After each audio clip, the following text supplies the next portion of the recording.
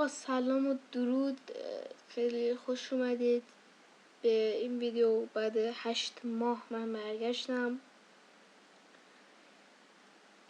و تو این 8 ماه خیلی اتفاقات افتاد و واقعا تسلیت میگم به عزیزانی که مادر پدرایی که عزیزانشون از دست دادن و کشتارهایی که داخل کشور صورت گرفت و جنگ هایی که شد. اگر کسی عزیزانشو از دست داده واقعا من عذرخواهی میکنم و تسلیت میگم.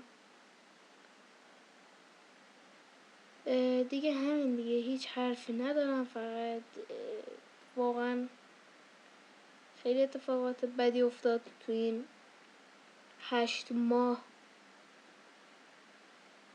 اصلا توی یک کشور دیگه بگی 8 ماه اتفاقات افتاد، همون رو برگاشون میریزه و واقعا این اتفاق توی ایران افتاد دیگه. همین اومدم توی این ویدیو بگم و اینکه حالا فعالیتامون رو روزای دیگه شروع میکنیم. بازم میگم تسلیت میگم به تمامی خانواده که عزیزاشون رو از دست دادن و همین دیگه.